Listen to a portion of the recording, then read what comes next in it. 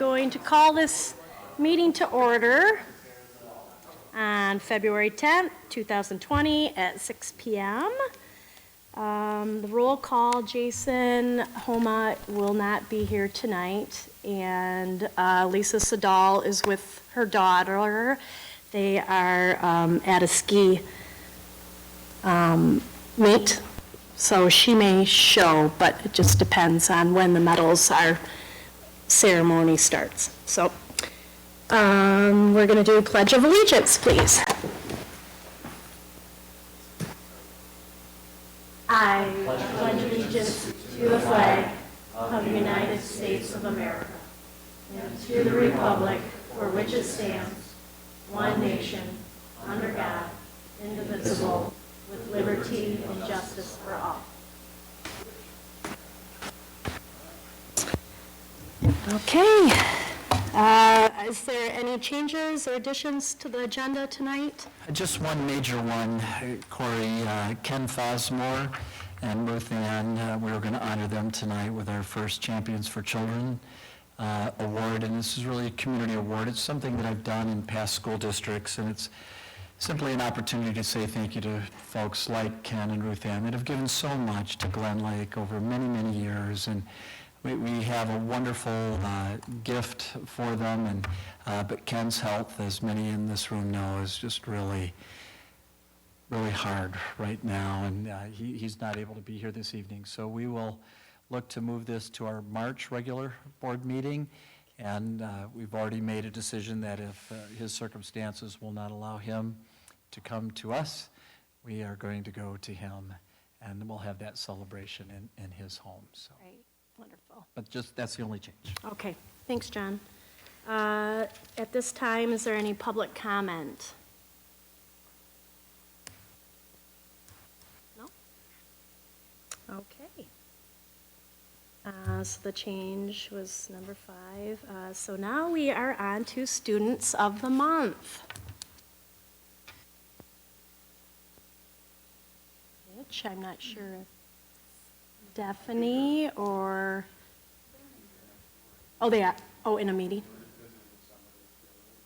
Well, we're so quick tonight that, it's not typical. Although we do a pretty good job, but. We can go to Spencer if you'd like. Okay, we'll come back to Students of the Month. Spencer, would you like to give us your student council report, please?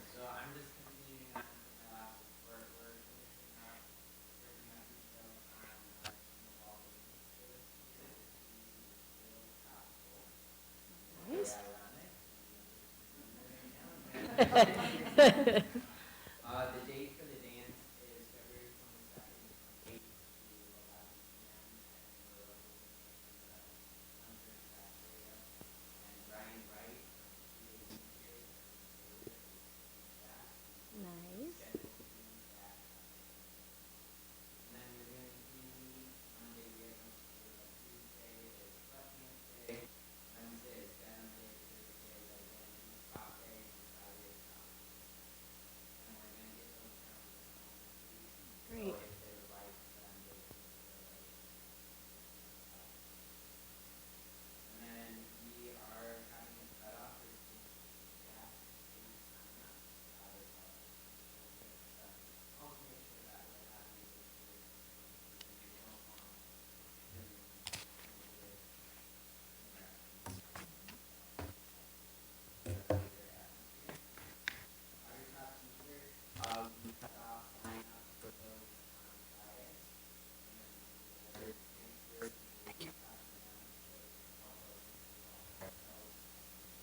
Very cool.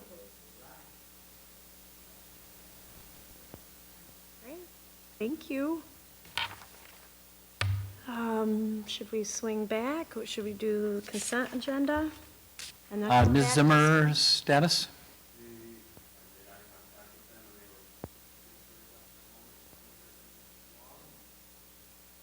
Here they come. Mark set. Kidding. That's how efficient we are, yes. About 4 minutes ago, yes. Thank you. So we Student of the month. are on Student of the Month, and boy, do we have a fantastic Student of the Month for you. Lambden Mogenberg, come on up, bud, with your parents, please.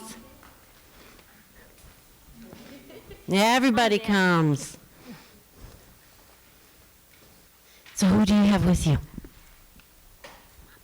Mom and Dad. Okay, Mom and Dad, Mr. and Mrs. Mogenberg, all right. So Lambden, you have been chosen. So every month we pick just one kid in the whole elementary school to be our Student of the Month.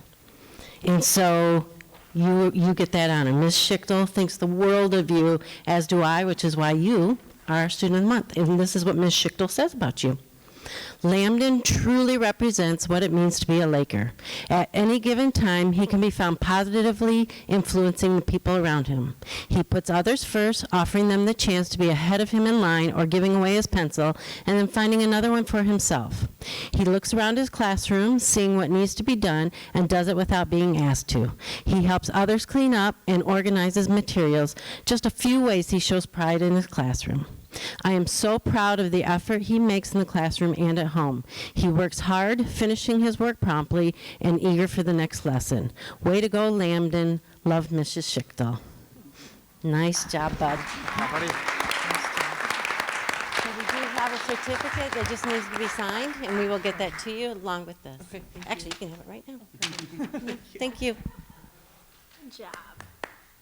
Thank you. Hi there, thank you. So we have two Students of the Month, one for middle school and one for high school. So may I please have Alex Metascala and his family? Hi, Alex. Hi, who's your mom? Callie. I'm sorry? Callie. Hi, Callie. Hi. So Alex is our 7th grade Student of the Month, and I'll just read you some of the things that your teachers have to say about you. You're welcome. Alex has been mentioned by name as having been a fantastic class member by 2 recent substitute teachers. He's a consistent vocal participant in class discussions and has tremendous skills in thoughtfully articulating complex ideas. Alex is extremely bright, curious, and creative, with the mind of an engineer and the personality of an entertainer. He is capable of achieving great success in whatever he decides to pursue. That's from Mrs. Okerlund. Alex is a creative, inquisitive young man, and I'm always curious to hear what he has to say. I most enjoy watching him create on club days in the art room. His mind is always working in a creative manner, and I appreciate his manners and the efforts he consistently puts forth to try to be the best he is able to be. Congratulations, Alex. And that's from Mrs. Nadlicki. And from Mrs. Robinson, Alex has made huge gains this year. He loves to work with his peers. He has the ability to think outside the box. I love his attention to detail, which he uses to gain the necessary knowledge to be better each and every day. Keep up the good work, Alex. That's from Mrs. Robinson. So congratulations. Thank you for your great work. Thank you. Thanks, Mom. Yeah. And for high school, we have Casper Volas. Casper and your family?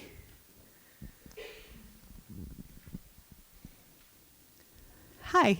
Thanks. Will you introduce your mom and dad? This is Tim, and this is Karen. Hi. Hi. Stephanie. Nice to meet you. Good to meet you, too. Thank you for coming. So Casper, that last one was Alex. Casper consistently takes responsibility for his own share of the work when participating in class and group activities. He remains focused in class despite lots of peers around him that could easily distract him from learning. He is cooperative, pleasant, and a focused student who is genuinely motivated to learn history. That's from Mr. Scott.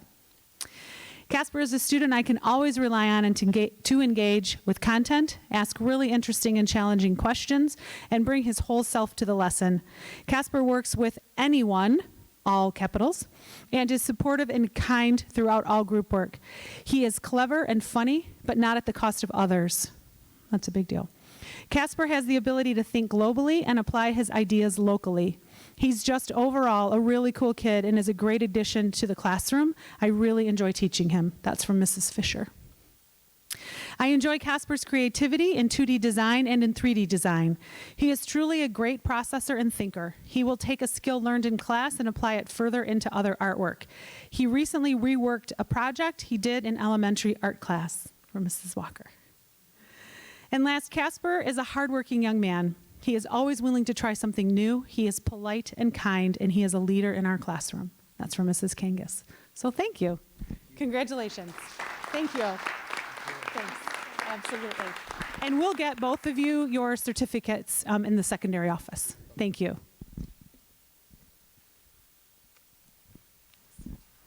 Great job, everybody. We are now moving on to the consent agenda. Can I have a motion to approve the consent agenda? Second. Okay, any discussion? Motion carries. We are now going to move on to discussion items, which we actually do not have any at this time. No, that's unique for us, but we covered a lot We of really ground don't have to have, at our last workshop session, and we have much to cover at our next workshop session, so. and tomorrow. And tomorrow's community forum, yes, yes. So we are going to move on to the action items, 2620, approval of sending John Hoover, Leanne Eustace, and Brooke Masu. Good, is that, you close? You all right? No one, you're my friends. To Spring NAFIS Conference. Can I have a motion to approve 2620? Any discussion? Was there a desire to have a second board member attend as well? Florida. It's Washington DC. Cherry trees will be. Although, there will be blossoms, won't there? Usually there are, yeah. Can you go, Rick?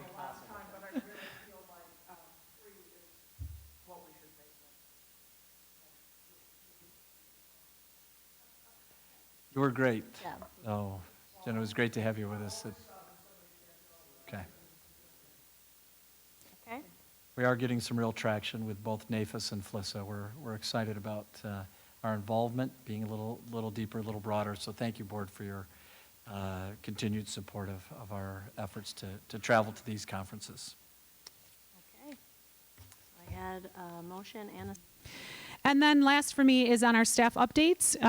We've spent quite a bit of time working on a student code of conduct. Our student handbook has a code of conduct in it that has very specific categories, but a little bit more general in terms of what does it mean if the code of conduct is violated. So we've used some models from other areas and put together a pretty comprehensive menu of disciplinary alternatives that can be used in the event that there are some infractions. So one, it aligns us a little bit better to the state expectations of having restorative practices built in. Our handbook did talk about restorative practices, but we've included a really nice sort of chart in terms of what all the options are and at what level those infractions would be handled. So that should be uploaded soon. We're just proofreading it because that's important. And so then as soon as it's proofed, it'll get uploaded. And then lastly, our student support interventionist that you approved, thank you, has been on the job for a couple of weeks and it's been going really well. So thank you for that. We really appreciate that new, well, I shouldn't say new position, but that increased level of responsibility, and it's freed up, I know Mark and I, quite a bit to be able to get into classrooms a little bit more and have him manage some of the day-to-day stuff that was clogging our desks. So thank you for that. And that's it. Do you have any questions for me? Does that code of conduct apply to the athletics too? I'm sorry? Does the code of conduct apply to athletics too? It does in the sense that if they violate one of those infractions in the school setting, it impacts their athletic eligibility, but we do have a separate schedule of athletic scaffolded disciplinary actions as a result of some of those infractions. Mark and I are working on trying to merge those two documents so that they're in one space and not on two separate websites, and so that they flow a little bit more smoothly. That'll be the last part of the revision, is to look at that code of conduct, update it, and then merge it with our overall student handbook. Sure, thank you. oh. I'm sorry, was there a question that I missed? I thought it was a question. Or was that just me coming back to me? Yeah. Thank you. And actually, to piggyback off on what Stephanie said, once they finish with the code of conduct, then the elementary would like to take a look at that. We have something similar a little bit in our parent and student handbook, but then we do want to streamline it so that we do have something K-12. Obviously, elementary is going to look differently than the high school, but same language and same ideas. So that will be next for one of our committees. Let's see, some other things that we have going on. I've mentioned before, we did our mid-year assessments, NWEA, for grades 2 through 6, and you'll be getting the data on that next month. That's what I'll be reporting on. But it's been exciting, I can tell you that. Teachers have started their data days, which means they are taking a half day to meet with Jen Gretzmacher, who has organized all of this. She's fabulous. And they are just really, again, drumming down that data, looking at who's grown, who's not showing growth, why might that be, what areas, what groupings can we put students in, et cetera. And NWEA is supposed to be almost a spot-on predictor of how students will perform on M-STEP. And so if we can see now, where did they grow since September or not, but I can tell you just about all of our kiddos are growing, which is super, super exciting. Where do we still need to grow? And so that's why we do that mid-year assessment and look at that data. And just some dates for you for M-STEP. It's coming up. So 5th grade takes all 4 tests.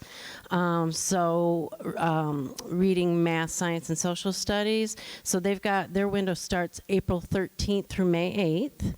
And then 3, 4, and 6, they also have a 4-week window. They do the math and reading portions, and that window doesn't start until April 27th, and that is also a 4-week window. So that's what we're doing with our data days. We still have 2 grade levels left to do that, kindergarten and 1st grade. Oh, and 4th grade, my apologies, 3 grade levels. And then a lot of enrichment learning that we have going on. I love to talk about the field trips that we do. I think once you get out of those seats and you can get out of the classrooms and really see real life what students are learning about in their textbooks. We had 1st grade went to the Dennis Museum, where they were able to learn about different cultures that they're reading about in their classrooms right now. And look in the next newsletter. Hopefully, we've got some pictures from that field trip in there, because kids are memorized by a game as simple as trying to hook a bone onto a stick. So I'm like, if you can find bows and sticks in one of those catalogs and make those games, we're there, but maybe just a ball on a stick. So they're totally mesmerized by it, playing games like who can jump over a seal or whatnot. So just these out of classroom experiences are so valuable. And as Stephanie just said, we are talking about streamlining more our field trip experiences, the big field trips. And so I will talk about the elementary ones right now, because they have been the same each year, just about. 4th grade will go to Lansing again this year. They visit the state capitol. They stay the night in the museum there, so that's quite the highlight. 5th grade is going to Chicago. 6th grade just came back from Camp Lock, and they will be going to Mackinac Island. So fun things coming up for them as well.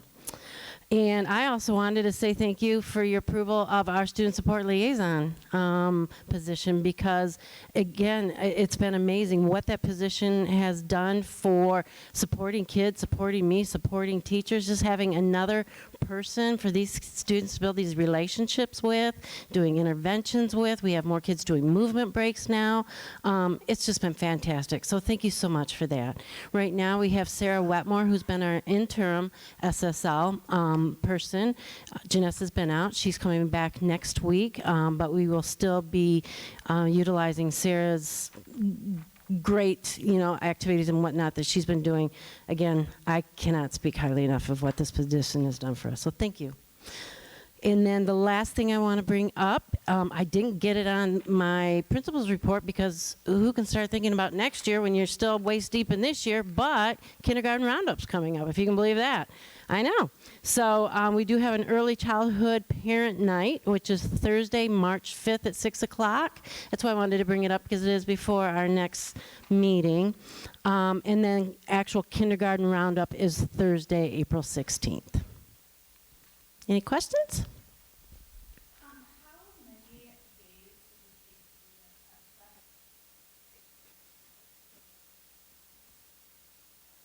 Yeah, I did hear that. I want to say days, because usually each test is 2 sections for.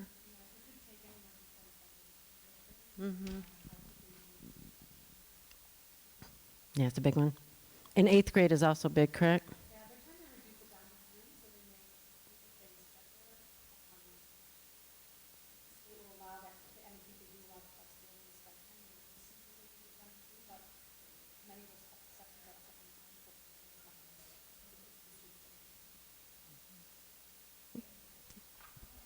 Brooke? Is this the first year or the second year of the Michigan third grade reading law that, you know what I'm talking about? I do. Second year? Right. Okay, it's this year. How's that going so far? What's, is there, how does that feel in third grade? It feels, to be honest, I don't like the idea of retention. That's not what we're about. But I do like the idea of finding students who are struggling and finding those interventions for them and getting them up to grade level. I can tell you we've already taken some students off their reading plans. So we are seeing some success that way. Superintendents have the authority to work with parents and with the principal and the teachers to waive that law so that the third grade student can move on to fourth grade if they're showing that progress in reading, even if they're not at the reading level that the state is mandating.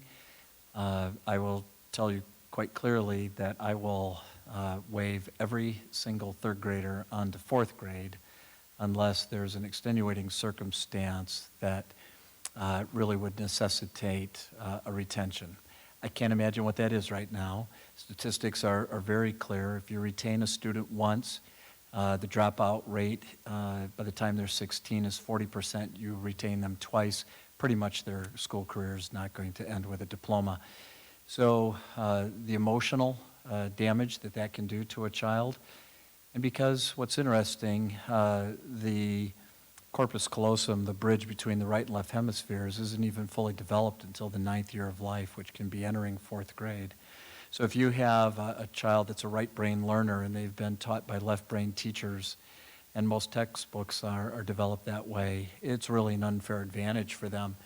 So and I appreciate the legislature, they're trying to figure out ways to do things better. I don't decry that. It's simply the fact that we've gone in the last 20 years from being in the top 5% in the country in terms of our academic success. And I don't know if we're in the bottom 5 right now. I haven't seen the most recent data, but we have been in the bottom 5%. And so then you start to get lay people legislating academic success. Well, that's not how it works. That's not reasonable. And yet, that's what we're faced with. And so we're not going to put families through mandated retention when everything says that child is ascending, needs to be in 4th grade. And again, beyond the academic piece is going to be the emotional piece. And I will exercise that authority on your behalf, Board, to make sure these families are taken care of and our third graders feel the success to whatever level that might be. We know that success breeds success. And if we continue to put our young people in those situations, they'll prove us right. And we will be sending a letter home to parents explaining all of that shortly. So, Other questions? No? Thank you. Thank you, Trina. Good evening, Board. In your packet, for some reason, we've got a relatively blank document, and based on the printout with some formatting issues I've got here. I'm not sure how that happened between transition between Beth and AI, or if it's wrong document. Nonetheless, there have been some highlights in the last month. So thank you for understanding that first square is not filled. The first one is I'd be remiss if we didn't publicly thank Jerry Andrews for his 11 years of dedicated service as our head football coach. And we have been starting to discuss and will begin that search for those huge shoes to fill in that very important lead role in our Laker football program. Thanks to the Board of Education, we sent 8 awesome young Laker ladies to Lansing last weekend for the Women in Sports Leadership Conference. I was able to catch up with about 5 of them this past week who said it was an absolutely awesome time, and they would go again in a heartbeat. So that conference is held every couple of years, so we'll certainly look to go again in 2022. They said the speakers were fantastic. They all took many things from that. They actually did about a 15-minute video, but a lot of background noise. So I'm going to try to work with that video a little bit. I think probably 7 of the 8 have something to do tonight with the events going on. So I would even perhaps hope for a little brief presentation from perhaps those girls in March. So Donna King and Shan Bowens took them down, and it sounded like a wonderful experience. I would have expected. So our coach and the kids were like, Mr. Mattson, you have to make an announcement about that. And I said, absolutely. Anyway, we can highlight that awesome achievement, 248. I close to 100 each time I bowl. I'm not sure about anybody else in here. And today we had 2 Glen Lake skiers qualify for state finals at the regionals. And by now, I hope Lisa has had shared in that memorable moment of Marley receiving her medal for qualifying in the slalom. And Andrew Pershinsky from Leland has qualified in both the giant slalom and the slalom. And that was this afternoon. So we look forward to those 2 youngsters advancing to the state final. A few initiatives. Jill Walker, we talked about this before, will be attending a conference in Chicago to explore the possibility of an in-house screen printing shop. So she and I are both very excited about that. Mentalytics, I've got a conference call coming up on Wednesday, I believe, is going to be the date. Thanks to Rick bringing that to my attention. Sounds like a wonderful program that I'm going to explore. And just an update to Rick that we'll be doing that hopefully here Wednesday. Been working on this for the past couple months, and I know it hit the superintendent's roundtable, and that is a program locally that Safe Team puts on for sex abuse training for coaches in light of all of the unfortunate events that have been occurring in our society. Some area schools have jumped on board, and I've been working with Jen Duttmers on bringing their program here in April for coaches. It's sort of the coaching side of the Darkness to Light training that staff members receive at various schools and such. And Steph and I are going to look at perhaps bringing Darkness to Light here for staff as well. So we look forward to that coming our way in April. And we've talked briefly about a program called Final Forms. Athlete registration, parents upload information, our coaches communicate through it. Rachel and I love it. We're going to look to unveil that for the 2021 school year. We do think that our families will enjoy that as a single one-stop platform for most things that we do. Snowball Week, right around the corner, as you heard from President Costra. He will do another magnificent job as well, and he will lead the way. Coming up at the end of the month, bowling regionals, Glen Lake will host at Lucky Jack's, and then of course we host the girls basketball districts first week in March, and our boys will travel to Mansalona the following week for districts. So we've got a busy month ahead. Questions, comments, concerns? Thank you.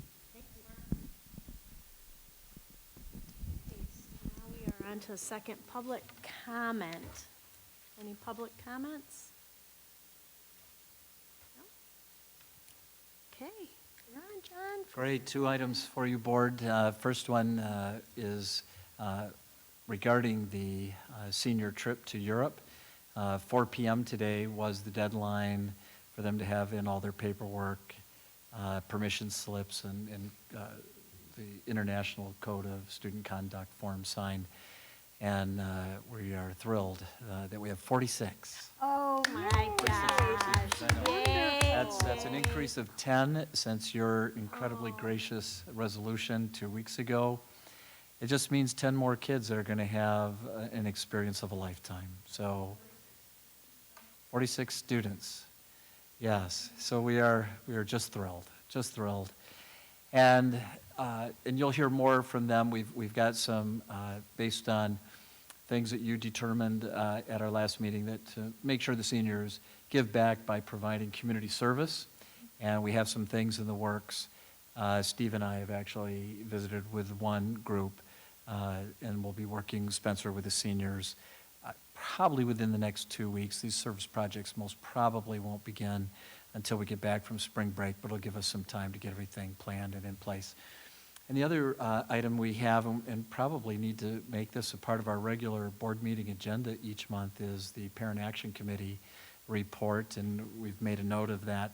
And Brooke, we turn to you each month. Would you like to review some of the items? And I know we have some of the parents that are part of PAC here this evening as well, and they can surely weigh in. Yes, certainly. So there was as Kelly mentioned, sort of an ambitious agenda, and we didn't get through all of it, but we had a really great presentation from Stephanie Long about the transition of the sixth grade to middle school for next year. So that was really helpful to hear that presentation. So thank you for that.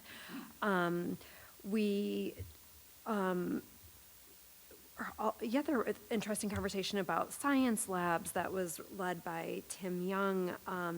Presentation from Kelly again about the first of the Sex Ed Advisory Board meetings that met for the first time last night, actually. So that's kind of it's actually a very exciting thing to have happening at our district. So we'll look forward to hearing more about that as that comes along.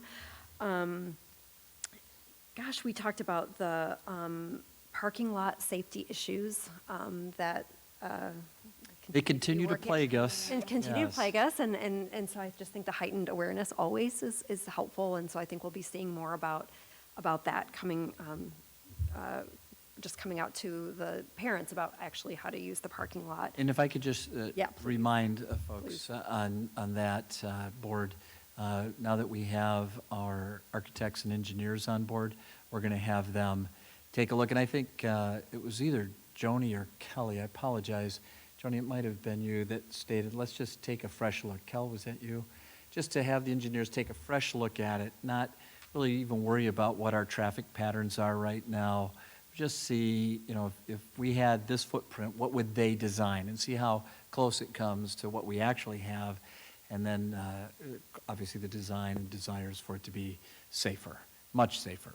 And we heard, we probably talked a good 10 minutes about this tonight. It's been on the PAC's agenda for a number of years, and one that we hope to have solved as we go into the springtime, if not sooner, but surely into the springtime. So Steve, you and I will once again go back out there, take a look, and see if we can't potentially even put a paraprofessional out there and help direct traffic and just be maybe a little stronger visual for those coming through to obey and follow the traffic patterns that have been established. So, I think I think that kind of sums up what we talked about. I'm probably forgetting something. Okay, I'm getting the okay from Kelly back there. Good. All right. Yeah. Always a good meeting. Yeah. Thanks. we could have gone a lot longer. We had Could have gone a lot much longer, to discuss. Yeah. All right, thank you, John. You're welcome.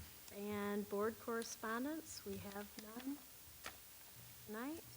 Our sched, yeah, do we have one? We did have one. It was emailed.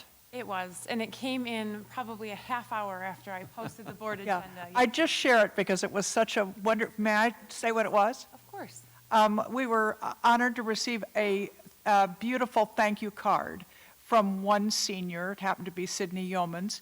And it was just so thoughtful and expressed how much world travel was going to mean to her.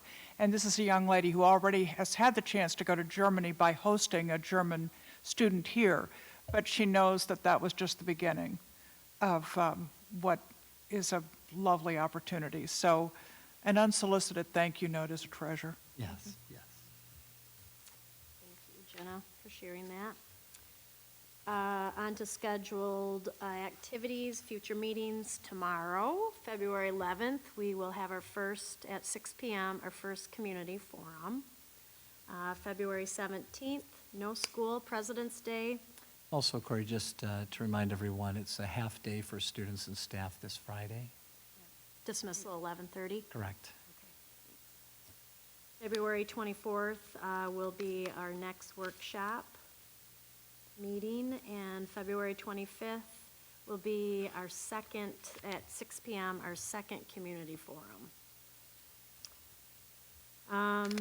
We do not have anything at the moment on our study session tonight. So just open to you as a board, if there's anything you wanted to bring up for the administration, the cabinet to work on for you, or address even for you this evening. Anything at all? Okay, great, thank you. Okay, guys. Crazy enough, but this meeting is adjourned at 6:40. Wow,